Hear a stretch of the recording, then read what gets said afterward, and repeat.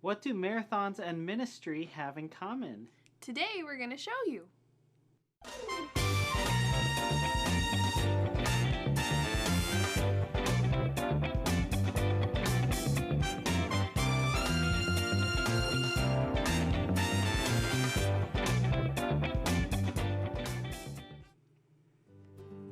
Hi, welcome to episode 139 of Around the World with Joshua and Alyssa. Glad to have you here with us again, or if you're a first timer, thanks for joining us. We are going to tell you a little bit about Athens, Greece today, and something that takes place there every year, and that is the Athens Marathon. Because last year we got to go and watch the Athens Marathon, which was really cool. So I'm going to spend a few minutes today to tell you about it. So what you're seeing here is a stadium that was built for the 2004 Olympics in Greece. And so this stadium was built for different events, and it has now been repurposed and used for other things. But this is where the kind of like all the festivities for the marathon in Athens begin. So people come here to get their different numbers that they're going to be wearing, and to buy apparel, souvenirs, all sorts of things. So a lot of exciting things go on in here, and people just all get ready for this marathon. And the 5K and the 10K. Yes. It all happens in there. We're going to get to that. So we went with our group of people that we were spending time in Greece with, and got to go throughout this building, see all the different types of running gear and t-shirts and special things that people wear to hydrate themselves and to run better, and just all sorts of things. And inside we also saw this map of the marathon. And it starts in Marathon, Greece, and ends in Athens. And I did not know this until just recently, that the original marathons were only about 24 miles long. And now they are 26.2 miles long, because at the London Olympics about 100 years ago, the Queen wanted the runners running the marathon to run right by the palace. And in order to do that, they had to change the course a little, and so it became 26.2 miles, and it has been that ever since. So what's really funny is they call this the authentic marathon, when it's actually shorter than what, or it's longer than what the authentic marathon would have been. But we don't need to talk about all that. We're just here for the fun part. So yes, as Alyssa mentioned, this is more than just a marathon. They also have a 10K that people can run, and they have a 5K, and then the university students there actually get to run in a nighttime 5K, because I guess the other one is a daytime 5K or something. Oh, don't they even have a half marathon? Maybe it's a half marathon, not a 5K. No, now that I think about it. They did have a 5K did have too? a 5K for the university students, but yeah, they did have a half marathon too. But yeah, so they had all these different races that people could do, but of course the main one, the big one, is the marathon. And we didn't get to go to Marathon, Greece to see where it started. That was just too long of a trip and too early in the morning for us to be able to see that. But this is where it ended. And you will have to come back next week to find out why this ending location is so significant, because I'm going to tell you about it next week. So we watched the marathon and got to see a lot of interesting but also exciting things. So I'm going to give you a brief overview of some interesting things we saw that I thought were fun. So this person crossed the finish line, and it appears to be an alien that ran the race while carrying a guy. So I don't know what happened here. I don't know if this alien took a shortcut and came in partway through and carried this guy and he ran the rest, or how that worked, but it was really funny to see that. And then there's this guy who has probably been running the marathon ever since it started or something. I don't know, but he came across the line. He might also be Santa Claus. I'm not sure. And then this lady, she did the whole marathon in a wheelchair. That's impressive.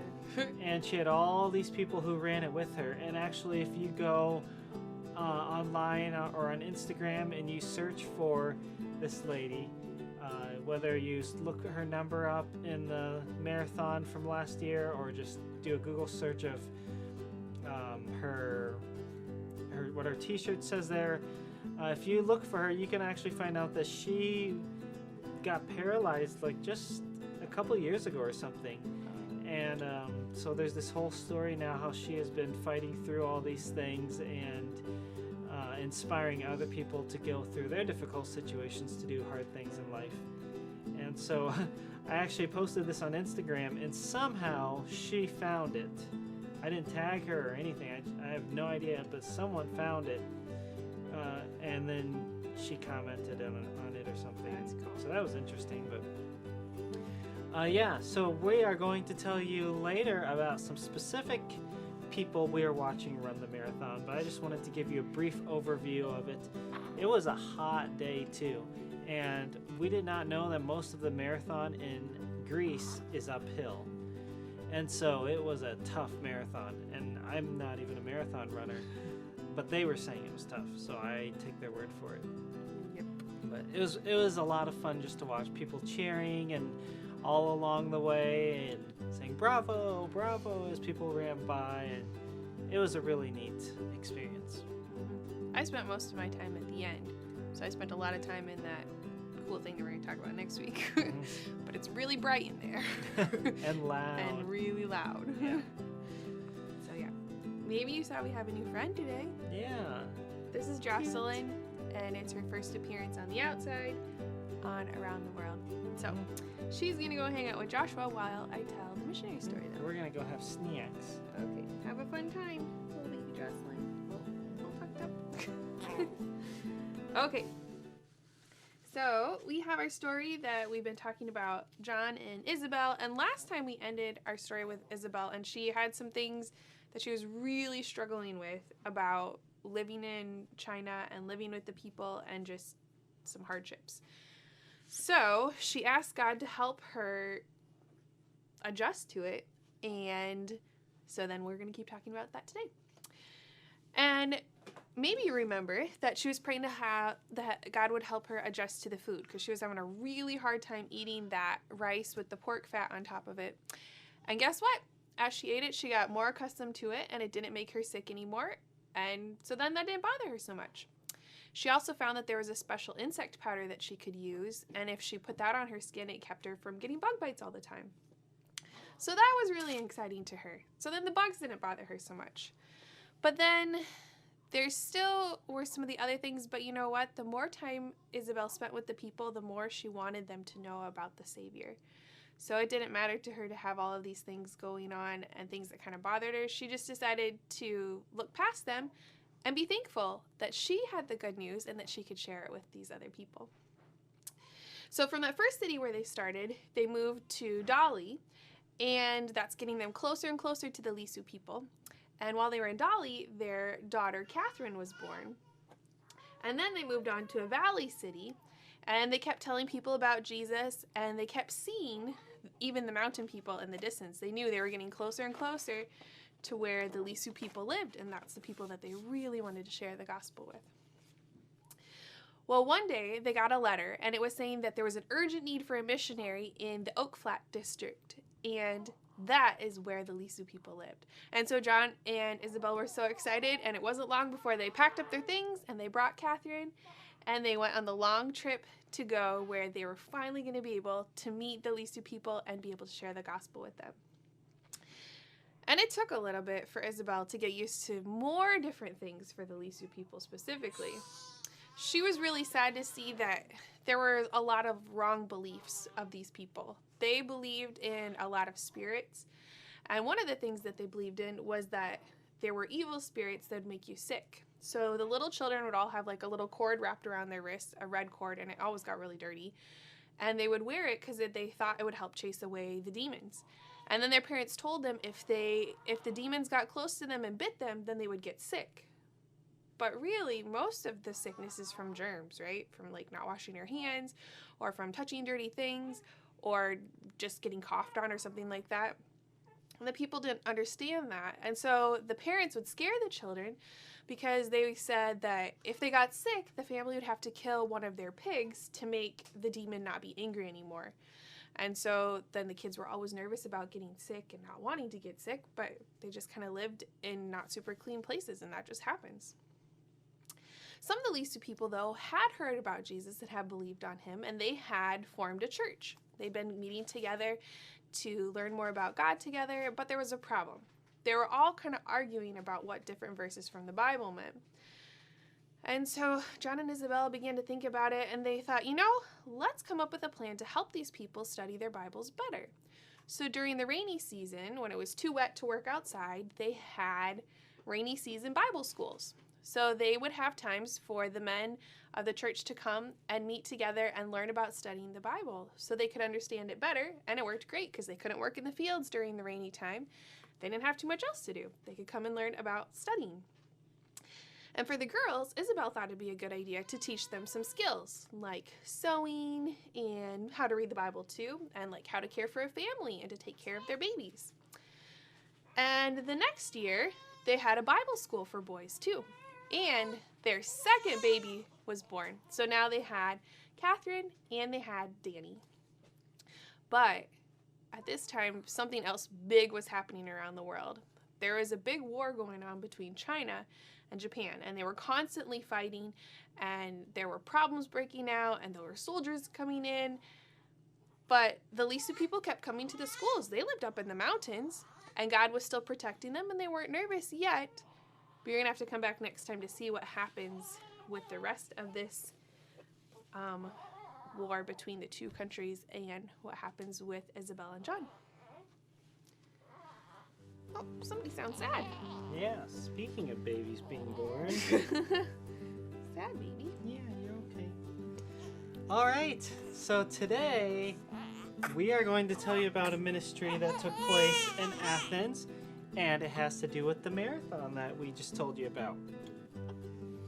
So the group that we spent time with was called the Race for New Life group, and it was about maybe a third runners and then 2/3 other people like us who were not runners. Well, I like to run, but I don't like to run that long. Yeah. And we were there to support the ministry that we told you about last week, Nea Zoe.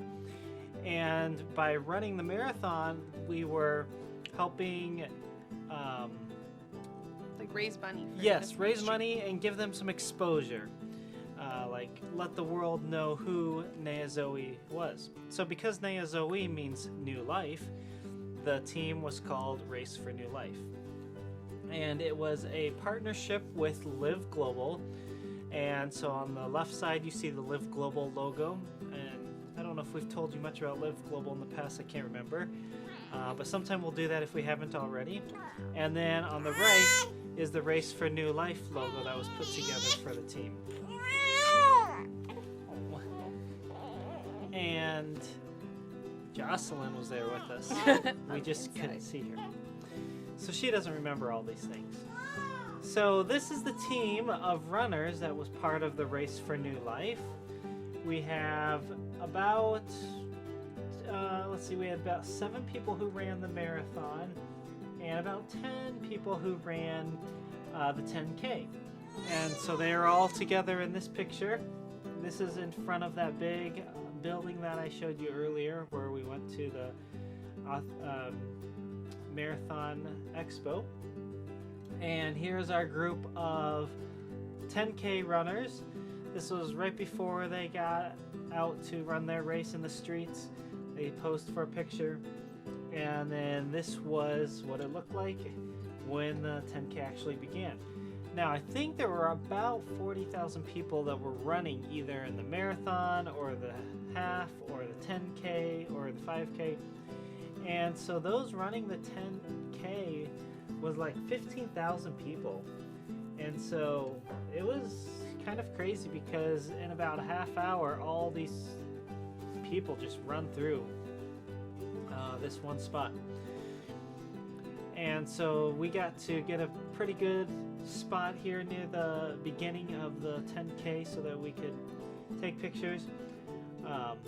But here's one of our runners who ran in the 10K. He and his wife have done missions and wanted to come and support Anea Zoe.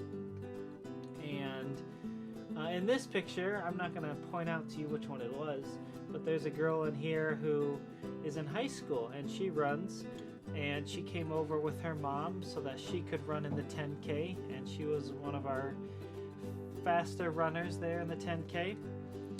And then here we have our group of people who ran in the marathon.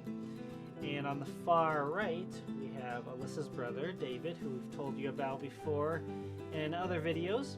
And then next to him is Ron Newhart, who has a goal of running a marathon in every state in the U.S. And I believe if he's not at 40 different states yet, he's really close. And so he's run a lot of marathons. And then next to him, the tall guy, is John, who has never run a marathon before, but he wanted to come and do it to support Anea Zoe. Next to him is Doug. This was his 10th marathon overall. He also runs Ironman races. And then next to him is Janessa and her twin sister Emily, who kind of were the ones who really spearheaded this whole effort. And very good runners themselves. Like some of the top runners in the country, actually. Their dad was a coach teaching runners for many years. And then next to them is a girl named Caitlin, who also had never run a marathon before, so this was her first time, and she did it so that she could support Anea Zoe's cause. So here's a picture of our fastest runner coming in under 3 hours was Janessa. And then here's a picture of Alyssa's brother, David, as he ran across the finish line. And here's a picture of John and Caitlin as they finished their marathon quite late. By the time they crossed, the stadium was almost empty. But what matters is that they were able to do it and that they finished and were able to help raise money and awareness for Anea Zoe. So it was really cool to be part of that experience, be able to take pictures and videos and send them back for people to see what was going on and to help people learn about Anea Zoe and the ministry and why these people were running. That night after the marathon, we got to go and have like a celebratory supper and some fun things. And all of those who had run got like this gold olive branch crown. And so in this picture, they're receiving their crowns.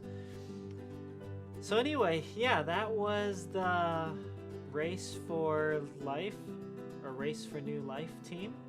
And it was a really great opportunity to be able to serve with them, to serve them in some ways. And would love if we could do it again someday.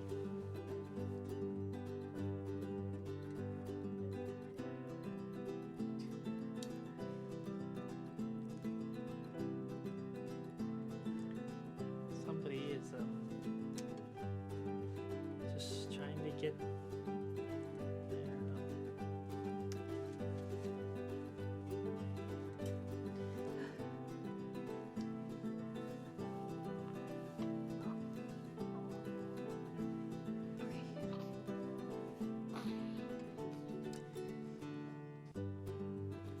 So that would be really fun to do something else like that again. It was really exciting to be there and to like sense all the enthusiasm for the runners. Like as people crossed the finish line, it was really fun to see how the crowd responded, even like people they didn't know. That was really cool. Yep. And even more fun to see people do something great, but for an even greater cause. And getting to know these people, many whom we had never ever met before. Definitely not in person. Some of them we had video called with, but being able to build friendships that now we still send messages with these people. We have a group chat, and the other day we sent them a picture of baby Jocelyn. And so, yeah, within just a week, we all became lifelong friends because of our common Savior and our common purpose in ministry there. Yep. And it's cool because God can use whatever you like to do as something he can use to glorify himself. So these people that like to do running could use their love for running to help support this ministry in Greece. And they got to do something they loved at the same time, run a race. So thanks so much for watching. Make sure you come back next week to hear more in the last part of our missionary story. And we'll see you then. Yep. Bye. Bye.